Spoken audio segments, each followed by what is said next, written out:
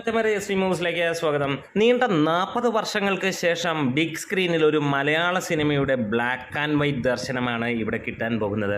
അതെ, ഭ്രമയുഗം വരുമ്പോൾ അങ്ങനെയാണ്. അതിനു മുമ്പ് ചാനൽ സബ്സ്ക്രൈബ് ചെയ്യണമെന്ന് ഒന്ന് വിനീതമായി അഭ്യർത്ഥിക്കുകയാണ്. അപ്പോൾ ഭ്രമയുഗം എന്ന സിനിമ എത്ര രാജ്യങ്ങളിലുണ്ട് എന്ന് നോക്കാം. രാജ്യങ്ങൾ 28ഓളമാണ് ഇപ്പോൾ ചാർട്ട് ചെയ്തിരിക്കുന്നത്.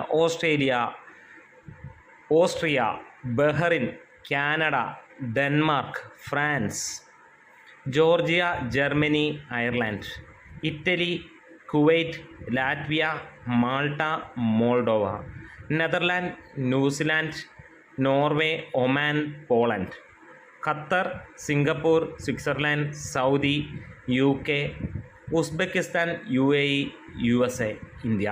ഇത്രയും രാജ്യങ്ങളിലാണ് സിനിമ റിലീസിനെത്തുന്നത്.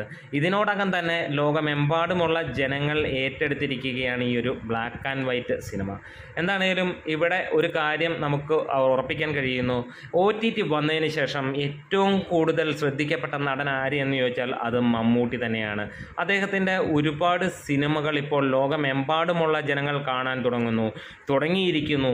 എടുത്തു പറയാനുള്ള കാര്യം 80കളിൽ മുതലുള്ള സിനിമകൾ എടുത്തു കാണുകയും ഇപ്പോൾ അവരുടെയൊക്കെ പ്രിയപ്പെട്ട നായകനായി മാറുന്നു മമ്മൂട്ടി, ഇംഗ്ലീഷുകാരുടെ സഹിതം എന്നുള്ളത് തന്നെയാണ്.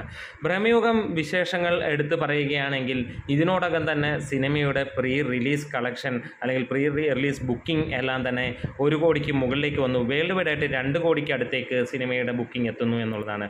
USA അതിഗംഭീരമായിട്ടുള്ള ഒരു തിയേറ്റർ ലിസ്റ്റാണ് സിനിമയ്ക്ക് ഒക്കെ വരുന്നത്. 55ഓളം ലൊക്കേഷനുകളാണ് സിനിമയ്ക്ക് ഉള്ളത്. അതുപോലെ തന്നെ ബാക്കി ഉള്ള രാജ്യങ്ങളിലേക്ക് കടന്നു ചെല്ലുകയാണെങ്കിൽ നമുക്ക് കാണാൻ കഴിയുന്നത് GCCയിലും അതിഗംഭീരം, അതായത് UAEയിൽ PG-13 കിട്ടിയിരിക്കുന്നത് സെൻസർ റിപ്പോർട്ട്, KSAയിൽ R15, ഖത്തറിൽ 15+, ഒമാനിൽ 15+, ബഹ്റൈനിൽ PG-13, കുവൈറ്റിൽ T എന്നുള്ള ലെവലിലാണ് കിട്ടിയിരിക്കുന്നത്.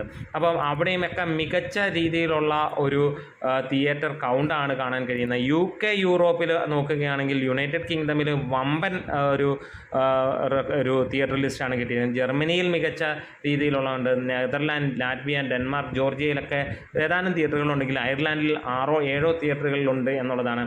മാൾട്ട, ഓസ്ട്രിയ, പോളണ്ട് തുടങ്ങിയിടത്തെല്ലാം ഈ സിനിമയുടെ റിലീസ് ഉണ്ട് എന്നുള്ളതാണ്. 5 ഭാഷകളിലാണ് സിനിമ വരുന്നത്.